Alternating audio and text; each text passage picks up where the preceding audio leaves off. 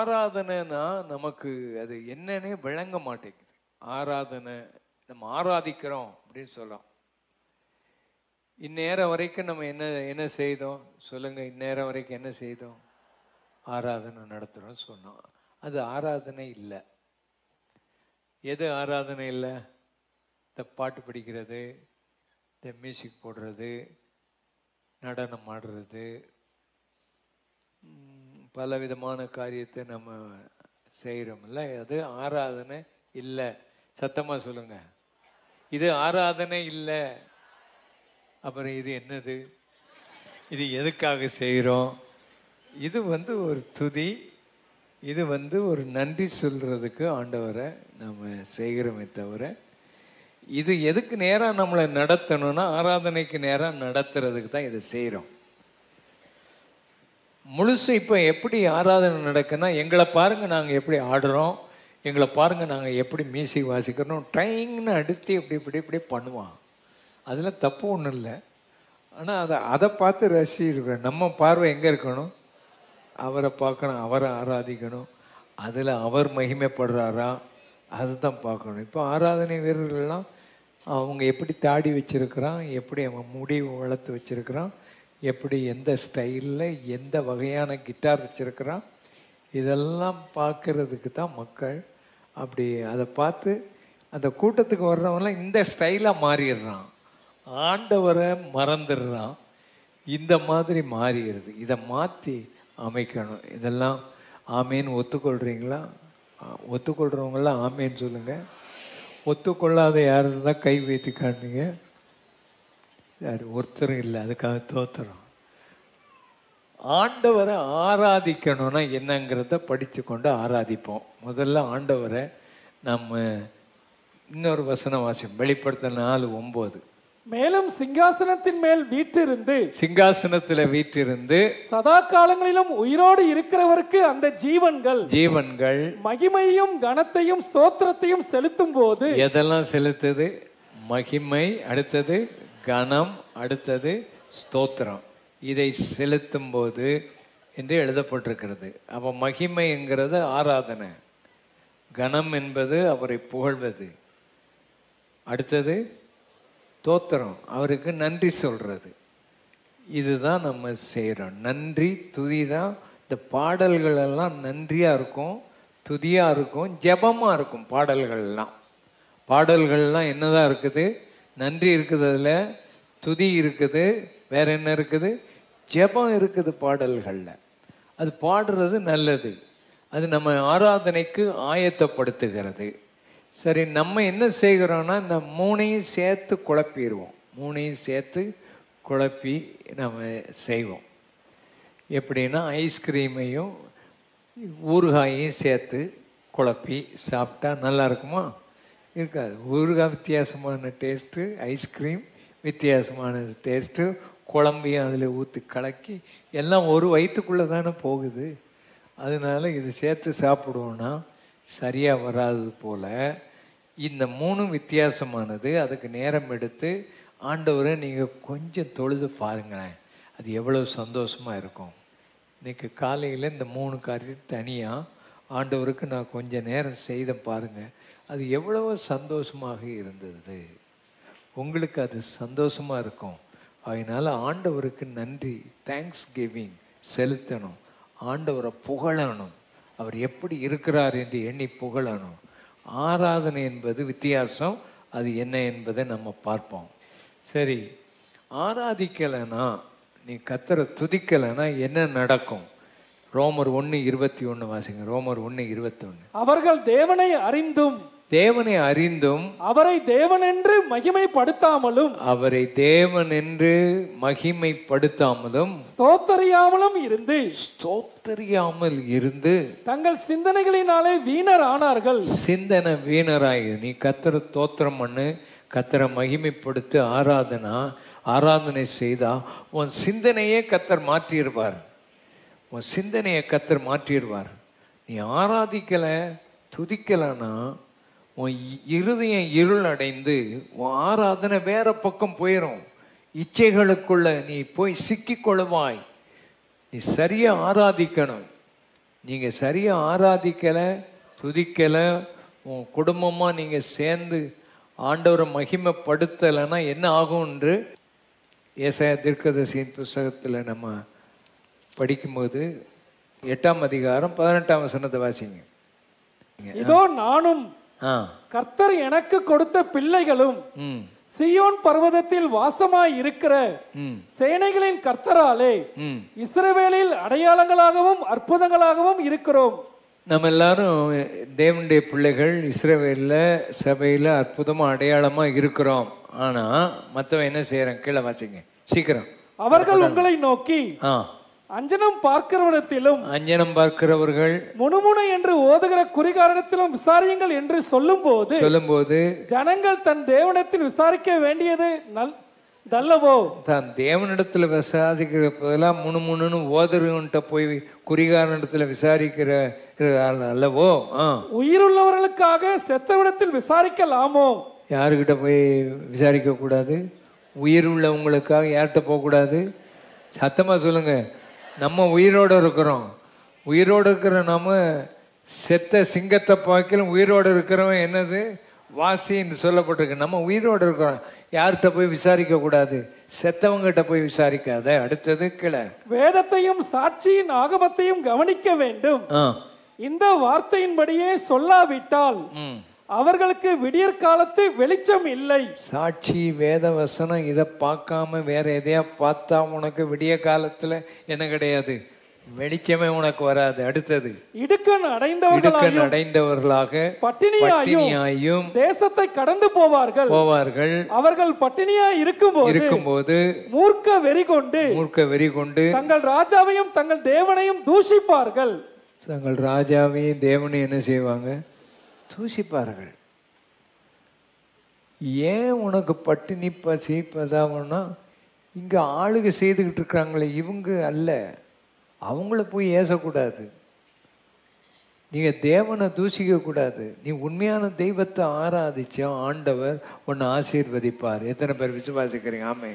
நம்ம தேசம் ஆசீர்வதிக்கணும், நம்ம தெய்வத்தை ஆராதிக்கணும். அல்லேலூயா, மகிமைப்படுத்தணும். கீழே வாசிங்க. அவர்கள் அண்ணாந்து பார்ப்பார்கள். அவர்கள் எங்க பார்ப்பாங்க? அப்படி மேலே பார்ப்பாங்க. ஆண்டவரே ஏதாவது கிடைக்குமா அப்படின்னு பார்ப்பாங்க. அதுக்கு பிறகு எங்க பார்ப்பாங்க? பூமியையும் நோக்கி பார்ப்பாங்க. அதுக்கு பிறகு எங்க பார்க்கறாங்க? பூமியையும் பார்ப்பாங்க. ஐயோ பூமியிலிருந்து ஏதாவது கிடைக்குமா? மண்ணை பார்ப்பாங்க. அடுத்தது ஆனாலும் இதோ இக்கட்டும் அந்தகாரமும் இருக்கும். உனக்கு என்ன வரும்? இக்கட்டும் வரும், அந்தகாரமும் வரும்.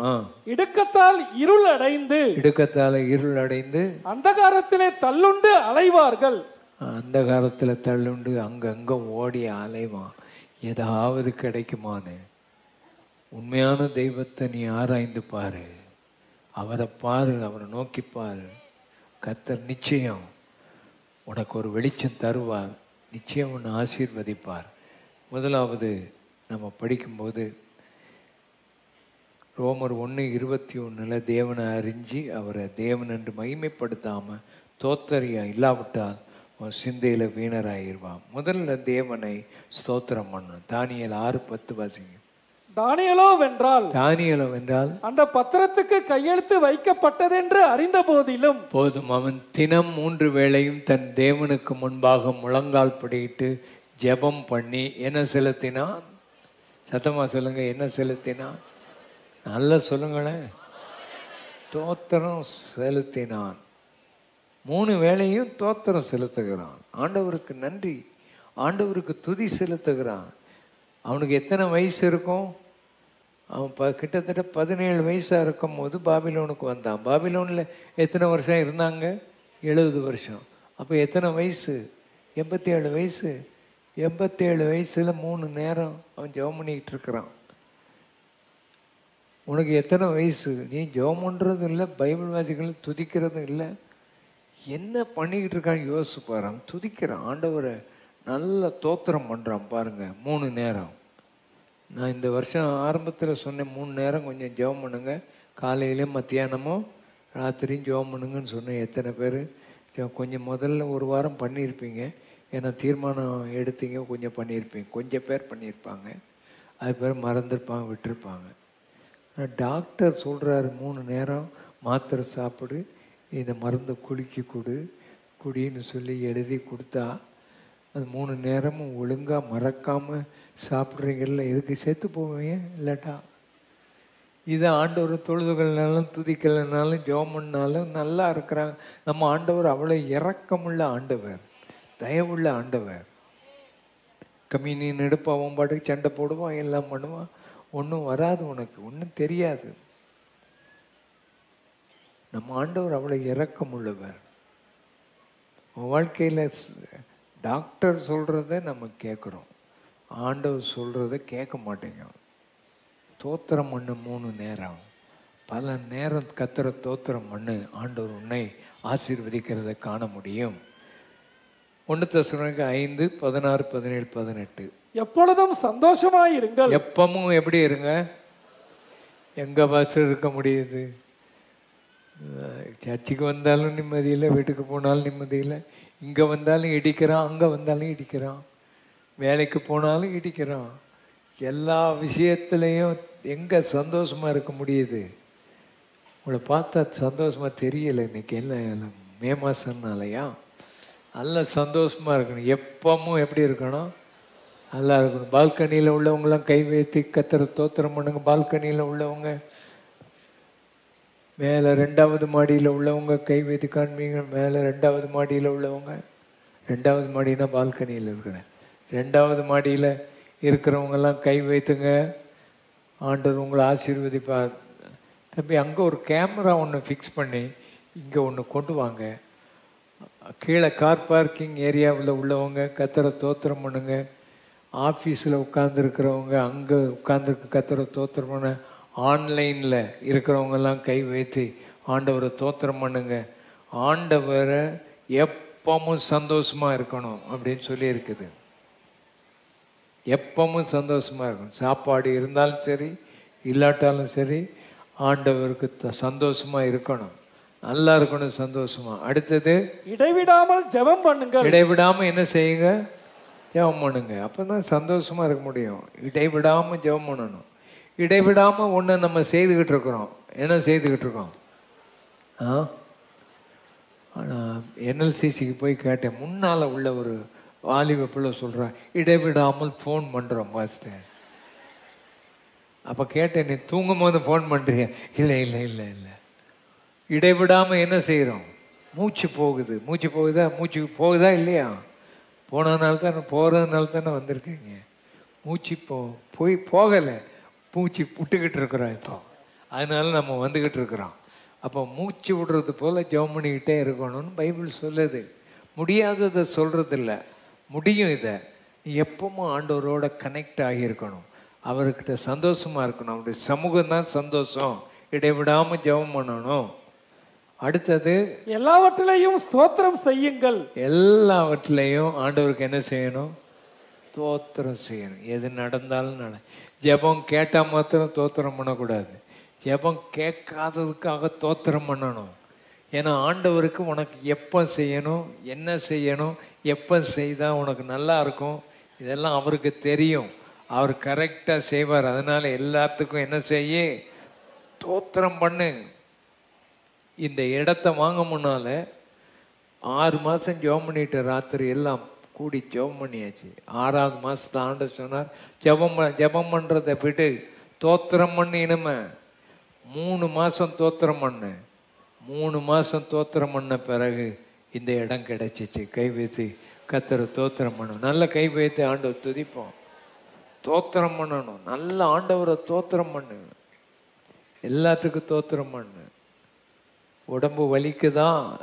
தோத்திரம் பண்ணு. வேதனை இருக்குதா? தோத்திரம் பண்ணு. வேதனை ஒவ்வொரு நேரமும் சுருக்குன்னு குத்தும் போதெல்லாம் தோத்திரம் ஆண்டவரே, தோத்திரம் ஆண்டவரே, ஆமேன், எனக்கு சுகம் கொடுத்ததற்காக தோத்திரம் அப்படின்னு உண்மையாக ஜெபம் பண்ணிப்பார். ஆண்டவர் செய்கிற அற்புதம் வித்தியாசமாக இருக்கும்.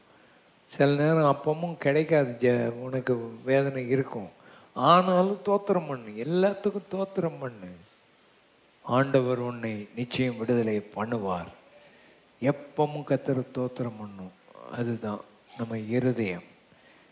அடுத்தது தாவீது எப்போ தோத்திரம் பண்ணுறான்னு பாருங்க. தாவீது எப்பவும் தோத்திரம் தான் பண்ணுறாரு. சங்கீதம் முழுசும் தோத்திரமாக தான் இருக்கும். சங்கீதத்தில் அல்லேலுயா சங்கீதங்கள்னே இருக்குது. அந்த பழைய ஏற்பாட்டு காலத்துக்காரன் அவ்வளவு ஆண்டவரை ஆராதிச்சிருப்பானா. பரிசுத்தாவி பெற்ற நாமும் கிருபையை பெற்ற நாமும் முழு வேதாகமும் நம்ம கையில் இருக்கும்போது நம்ம எவ்வளவு ஆண்டவரை ஆராதிக்கணும், துதிக்கணும், தோத்திரம் பண்ணணும், ஆண்டவரை மகிமைப்படுத்தணும். சங்கீதம் 103:1 வாசிங்க. என் ஆத்துமாவே கர்த்தரை ஸ்தோத்தரி. போதுங்க, இது முடிச்சிருங்க, நீங்கள் வாசிக்க வேண்டாம். இது எல்லாருக்குமே மனப்பாடமாக தெரியும். ஏன் இது மனப்பாடமாக தெரியும்? எப்போ ஜெபம் முடியும்னு காத்துக்கிட்டு இதை சொல்கிறதுக்கு ஆயத்தமாக நம்ம இருக்கிறதுனால இது எல்லாருக்குமே மனப்பாடமாக தெரியும். சொல்லுங்க பார்க்கலாம். பாருங்க எப்படி சொல்கிறோமா, மற்ற வசனம் இப்படி சொல்கிறோமா. என் ஆத்துமாவே கர்த்தரை ஸ்தோத்திரி, என் முழு உள்ளமே ஸ்தோத்திரி, என் ஆத்துமாவே மறவாதே ஆமேன். இது ஏன்னா ஆமேன் போட்டு முடிச்சுட்டு வீட்டுக்கு போயிடுவோம். மற்ற தமிழ் மக்கள் தான் இதை செய்கிறாங்க. மற்ற யாரும் இந்த என் ஆத்மாவே ஜெபத்துக்கு பிறகு சொல்ல மாட்டேங்காங்க. வேறு எந்த நாட்டுக்கு போனாலும் இதை சொல்ல மாட்டேங்காங்க. எப்படி தமிழ் மக்கள் படித்தாங்கன்னு தெரியலை. எப்படி படிச்சிருக்காங்கன்னா ஜெபம் முடியுது அப்படிங்கிறது தான் படிச்சிருக்கிறோம் நம்ம. சரி, எதுக்கு தோத்துறோம் என் ஆத்மாவே?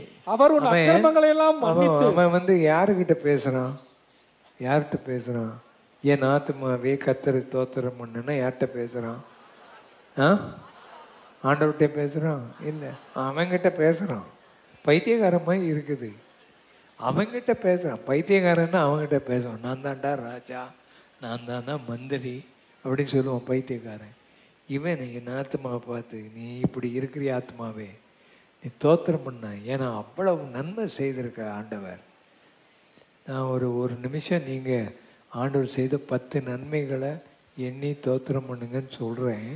சில ஆட்களுக்கு மனசே அதில் வரல, தோத்திரம் தெரிய மாட்டேங்க என்ன நன்மை செய்தார். பிசாசை அப்படி மறக்க வச்சிடறான் நம்மளை. ஆண்டவர் எவ்வளவு நன்மை செய்திருக்கிறார், அவரை தோத்திரம் பண்ணணும். எதுக்கு தோத்திரம் பண்ணுறான்? அவர் உன் அக்கிரமங்களை எல்லாம் மன்னித்து. போதும், அக்கிரமத்தை மன்னிக்கிறாரு, நோய்களை என்ன செய்கிறாரு, குணமாக்குறார். உன் பிராணன அழிவுக்கு விலைக்கு மீட்டர். ரோட்டில் போகும்போதெல்லாம் ஆண்டவர் காத்துக்கிறாரா இல்லை? இந்த நம்ம ஊர் ரோட்டில் போய் ஒருத்தன் தப்பிச்சு வீட்டுக்கு போயிட்டான்னா அது ஒரு பெரிய அற்புதம் தான். அது அல்லேலூயா. நம்ம ஊரில் பைக் ஓட்டிட்டானா அற்புதம் தான். எப்படியோ ஆண்டவர் நம்மளை காத்து நடத்துகிறார். ஆமேன். அப்படி ஆண்டவர் உன் பிராணன் அழிவுக்கு விலைக்கு மீட்டு உன் வாயை நன்மையினால் திருப்தியாக்கி அவர் உன் வயதை எப்படி மாற்றுறாரு. ஆண்டவர் எவ்வளவு நல்ல பலன் கொடுத்துருக்கிறார். நல்ல கை வைத்து நல்ல கர்த்தரை தோத்திரம். இந்த அருமையான சகோதரிகள்லாம் கீழே உட்கார்ந்துருக்காங்க. சில சகோதரர்லாம் கீழே உட்கார்ந்துருக்குறாங்க. உங்களை பார்த்தா எனக்கு பொறாமையாக இருக்குது. ஏன்னா நீங்கள் அவ்வளோ கீழே உட்கார்றதுக்கு அவ்வளோ பலனை கொடுத்துருக்குறாரு. அல்லேலூயா. கை வைத்து கர்த்தரை தோத்திரம். உட்கார்ந்து பாருங்கள். வயசான பிறகு உட்கார முடியுமா? முடியாது. உட்கார்ந்தா என்ன செய்ய முடியாது? எழும்ப முடியும். உங்களையும் சிலர் எழும்புறதுக்கு பல பாடு. கீழே குனிஞ்சு அப்படி குனிஞ்சு மெதுவாக எழும்புறீங்க, கஷ்டம்தான். ஆனால் உங்கள் வயதுக்காக கர்த்தரை தோத்திரம் பண்ணுவோம். நல்ல கை. ஆண்டவர் நமக்கு நல்ல பலனை கொடுத்துருக்கிறார். இதுவரைக்கும் நல்ல பலனை கொடுத்து நம்மளை வைத்திருக்கிறதுக்காக தோத்திரம் பண்ணணும். ஆண்டவரை தோத்திரம் பண்ணுறதுக்கு சங்கீதங்களை வாசிக்கிட்டே இருக்கு. 104:1 வாசிங்க. 104:1. என் ஆத்துமாவே கர்த்தரை ஸ்தோத்திரி. ஆத்துமாவே என்னத்தை தோத்திரம் பண்ணு, கர்த்தரை தோத்திரம் பண்ணு. ஏன் தோத்திரம் பண்ணணும்? என் தேவனாகிய கர்த்தாவே, என் தேவனாகிய கர்த்தாவே, நீர் மிகவும் பெரியவராய் இருக்கிறீர். எப்படி இருக்கிறீங்க? நல்ல பெரியவராக இருக்கிறேன். நம்ம தேவன் யாரு? பெரியவர். நமக்குள்ள இருக்கிறது யாரு? பெரியவர். சத்தமா சொல்லுங்க. உலகத்துல இருக்கிறவனை விட நம்ம தேவன் நமக்குள்ள இருக்கிறவர் பெரியவர். ஆமென். அவர் பெரியவர். அவர் அதற்காக தோத்திரம் பண்ணு. கீழே வாசிங்க. மகிமையும் மகத்துவத்தையும் அணிந்து மகிமையும் மகத்துவத்தை நீர் அணிந்து கொண்டிருக்கிறீர். ஆகையினால் நாங்கள் உண்மை ஸ்தோத்தரிக்கிறோம்ப்பா. இந்த தேவனை துதிக்கிறதுக்கு அவர் ஒருத்தர் தான் பாத்திரமான். இந்த உலகத்துல வேற ஒருத்தனும் பாத்திரமான அல்ல. அவரை தோத்திரம் பண்ணுங்க. அவரை துதிங்க, நன்றி சொல்லுங்க. ரெண்டாவது நன்றி சொல்லணும். ரெண்டாவது என்ன செய்யணும்? நன்றி சொல்லணும். முதல்ல ஆண்டவரை புகழ்ந்து துதிக்கணும். ரெண்டாவது அவருக்கு நன்றி சொல்லுகிற இருதயம் நமக்கு வேணும். லூக்கா 17:15 வாசிங்க. லூக்கா 17:15. அவர்களில் ஒருவன் தான் ஆரோக்கியமானதைக் கண்டு திரும்பி வந்து உரத்த சத்தத்தோட தேவனை மகிமைப்படுத்தி அவருடைய பாதத்தருகே முகம் குப்புற விழுந்து அவருக்கு ஸ்தோத்திரம் செலுத்தினான். அவன் சமாரியனாய் இருந்தான். அவன் யாரு? சமாரியனா. விசுவாசிகளை விட மற்றவங்க நல்லா ஆண்டவருக்கு தோத்திரம் செலுத்துறாங்க. விசுவாசிகள் மறந்துடுறாங்க. தோத்திரம் செலுத்துறான். 10 பேர் சுகமானாங்க, 9 பேர் மறந்துட்டான். அவன் சுகமான உடனே அவன் யாரை நினைக்கிறான்? வீட்டை விட்டுட்டு பாளையத்தில் இருந்தோம், இப்போ சுகமாயிட்டோம், இப்போ நேராக வீட்டுக்கு போவோம், வீட்டில் பார்ப்போம், ஒய்ஃபை பார்ப்போம், அம்மாவை பார்ப்போம், அப்பாவை பார்ப்போம், பிள்ளைகளை பார்ப்போம், சாப்பிடுவோம். அங்கே ஒன்றும் சாப்பாடு இல்லாமல் சாப்பிடுவோன்னு அவன் நல்லா வெட்டியிருப்பாங்க போய். ஆனால் இவன் மாத்திரம் நமக்கு சுகம் கொடுத்தவருக்கு நன்றி சொல்லணுமே என்று சொல்லி வர்றான். ஆனால் நம்ம ஆண்டவராக இயேசு வருத்தப்படுறாரு பாருங்க. சுகம் பெற்றவங்க 10 பேர் இல்லவா, மற்ற 9 பேர் எங்கே போனோம்? கீழே வாசிங்க. அதில் என்ன போட்டு? அப்பொழுது இயேசு சுத்தமானவர்கள் 10 பேர் அல்லவா, மற்ற 9 பேர் எங்க போனா? அவருக்கு தெரியாமல இருக்குது எங்க போயிருக்கான்னு வேதனைப்படுறாரு. அவங்க எங்கே? தேவனை மகிமைப்படுத்துகிறதற்கு இந்த அந்நியனே ஒழிய மற்ற ஒருவனும் திரும்பி வர காணோமே என்று சொல்லி, மற்ற ஒருத்தனும் திரும்பி வரலையே, சோமா போங்க சுகம் கிடைக்கும்னு சொல்லி அப்படியே போயிட்டானே, திரும்ப வரலையே. அடுத்தது அவனை நோக்கி நீ எழுந்து போப்பா, உன் விசுவாசம் உன்னை ரட்சித்தது என்றார். உனக்கு உன் விசுவாசம். மற்றவங்க ஒருத்தனுக்கு இந்த வார்த்தை கிடைக்கல. திரும்பி வந்த இந்த ஒரே ஒருத்தனுக்கு தான் இந்த ரட்சிப்பே கிடைத்தது. கைகளை தட்டி கர்த்தரை துதிப்போம். மற்றவெல்லாம் சுகமாகி நரகத்துக்கு போயிருப்பான். இந்த ஒரு அந்நியன் இந்த ரட்சிப்பை விசுவாசத்தினால பெற்றுக்கொண்டான். உனக்கு எக்ஸ்ட்ரா பிளஸ்ஸிங். ஆண்டவருக்கு நன்றி சொல்லும்போது உண்மையாக உனக்கு ஆண்டவர் சேர்த்து வச்சிருக்கிறார். நன்றி சொல்லுகிற ஒரு ஆவி உனக்கு இருக்கட்டும். நன்றி லேசில் வராது. நீங்கள் சின்ன பிள்ளைகளுக்கு ஏதாவது கொண்டு கொடுங்க, அவங்களுக்கு சொல்லிக் கொடுக்கணும். தேங்க்யூன்னு சொல்லு அப்படின்னு சொல்லிக் கொடுக்கணும். இல்லைன்னா சும்மா அப்படியே கிராப் பண்ணிட்டு ஓடிடுவாங்க. சின்ன பிள்ளைகள் மற்றக்கிட்ட ஏதாவது இருந்தால் கிராப் பண்ணிடுவாங்க. வீட்டில் மற்ற இடத்துல போய் விளையாடுவாங்க. அங்கே இருக்கிற விளையாட்டு ஜாமான்லாம் விளையாண்டுட்டு மெதுவாக பைக்கில் தூக்கி வச்சுட்டு மெதுவாக நடந்துடுவாங்க. இது அடுத்த வீட்டு இதுடா, எடுக்கக்கூடாது. இம்மட்டும் விளையாண்டுறதுக்கு என்ன சொல்லு? தேங்க்ஸ் சொல்லு. நமக்கு ஜெபம்லாம் வரும், எது வராது? தேங்க்ஸ் சொல்ல வராது. தேங்க்யூ அப்படின்னு ஆண்டவர்கிட்ட சொல்லணும், உண்மையாக சொல்லணும், நன்றி சொல்லணும். ஒரு சாப்பாட்டு கடைக்காரன் நல்ல ஹோட்டல் வச்சுருந்தான். ஒரு 2-3 பேர் வந்து சாப்பிட்டாங்க. சாப்பிட்டுட்டு பில் கட்ட போனாங்க. பில் கட்டும் போது அந்த கடைக்கார ஓனர் சொன்னால் பில்லு கட்ட வேண்டாம், நீங்கள் உங்கள் பில்லெல்லாம் கட்டியாச்சு, நீங்கள் கட்ட வேண்டாம். அப்போ இவங்க கேட்டாங்க, யார் கட்டினது, எப்படி கட்டினாங்க, யார் இதுன்னு. அப்போ அவர் சொன்னான், அந்த கடை, நான் ஒரு விசுவாசி, இந்த கடையை திறக்கும் போது நான் ஆண்டவரோட ஒரு பொருத்தனை பண்ணியிருந்தேன். என் கடையில் வந்து யார் ஒருவன் ஜெபம் பண்ணி ஆண்டவருக்கு தோத்திரம் பண்ணி சாப்பிட்றானோ அவங்கிட்ட பில்லு வாங்கக்கூடாது அப்படின்னு. அப்படி எவனாவது இங்கே வச்சுருக்கானா ஹோட்டல்? ஒருத்தனும் இல்லை. டெய்லி சாப்பிட போகலாமே தோத்திரம் பண்ணி அப்படின்னு நீங்கள் நினைக்கிறீங்க. இப்படி ஒரு இடத்துல உண்மையாகவே நடந்திருக்குது. தோத்திரம் பண்ணால் உனக்கு நிச்சயம் ஆசீர்வாதம் உண்டு. நன்றி சொல்லு ஆண்டவருக்கு, துதி செய். ரெண்டாவது நன்றி சொல்லு. நன்றி சொல்லும்போது ஆண்டவர் உன்னை ஆசீர்வதிக்கிறார். சங்கீதம் 149:5 வாசிங்க. பரிசுத்தவான்கள்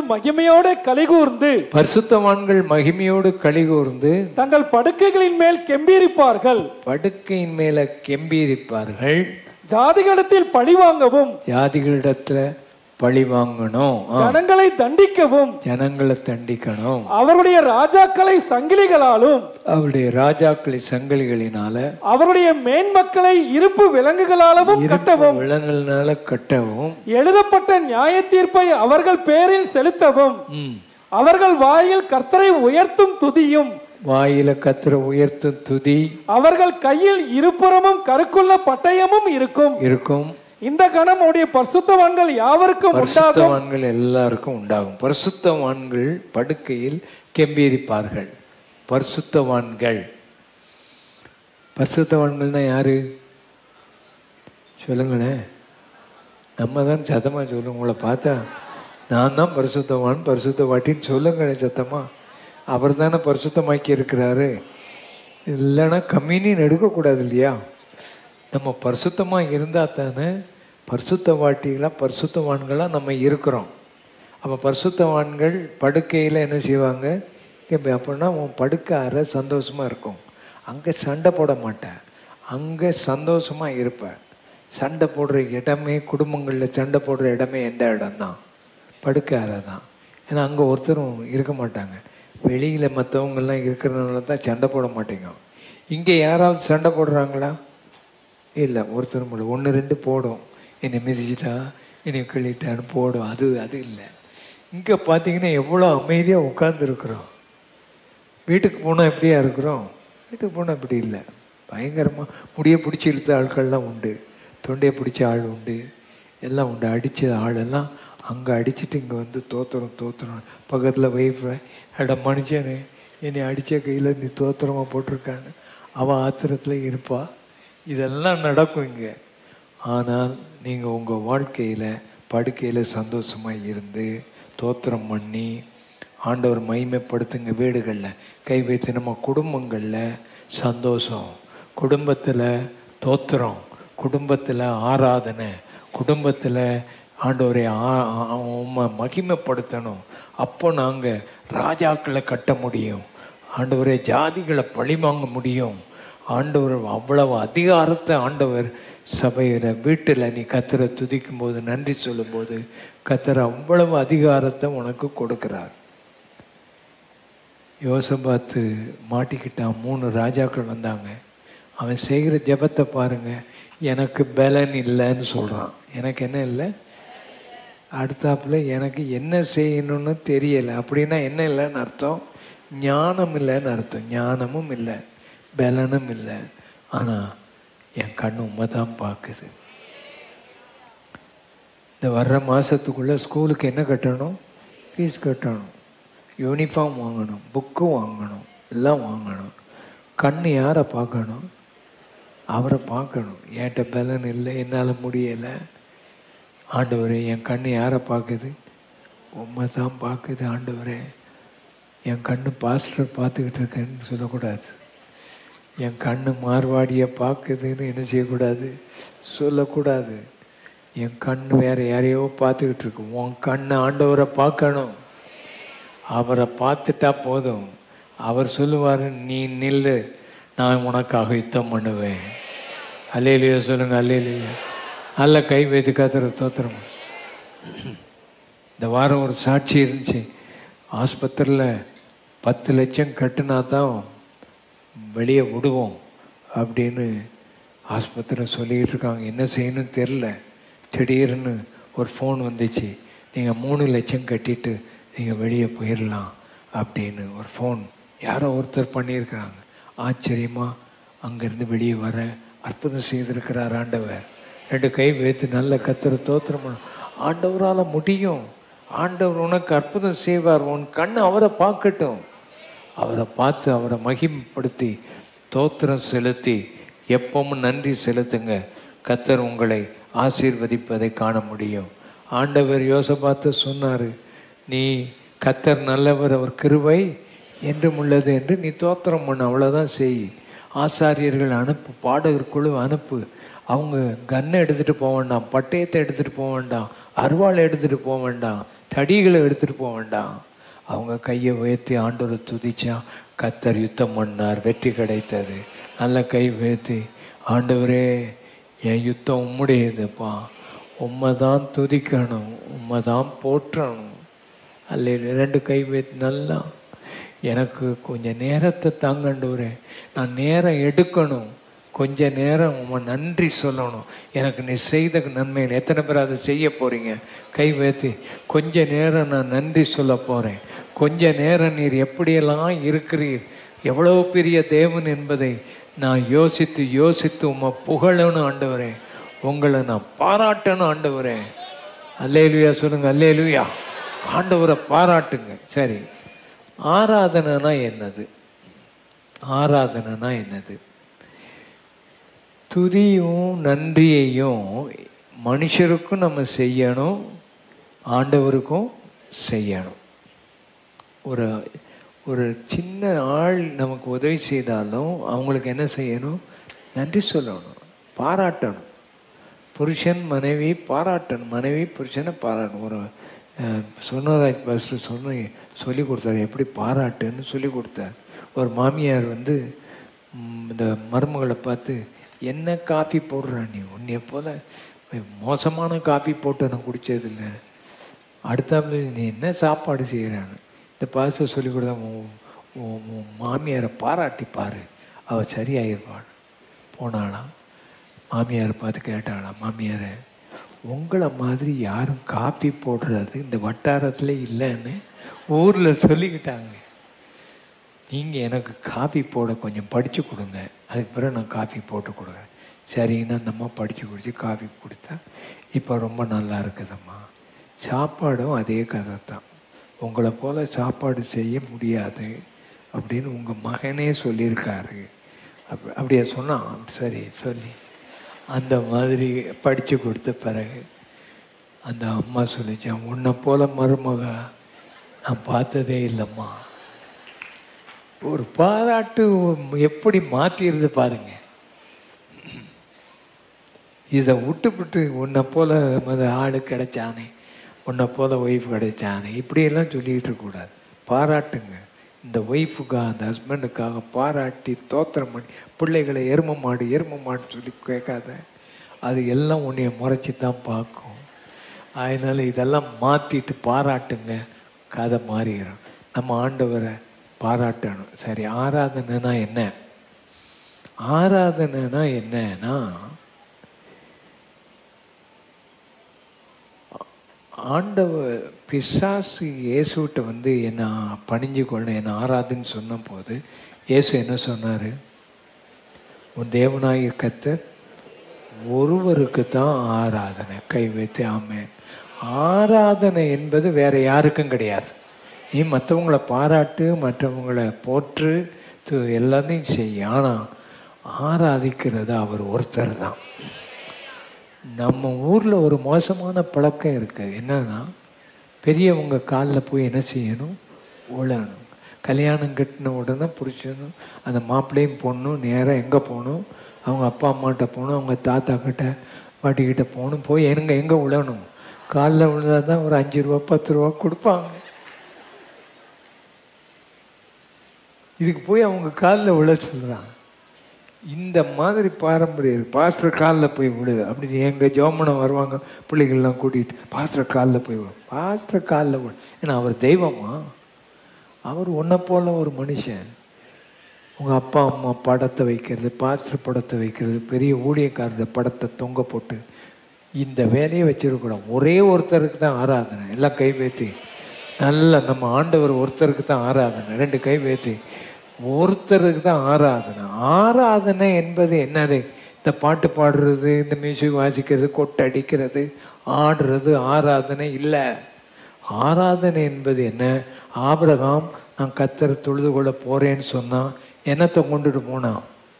அவன் நேசிக்கிற, அவன் உயிராக வச்சிருந்த அதை பலிபீடத்தில் வைக்க போனான். அதுதான் ஆராதனை.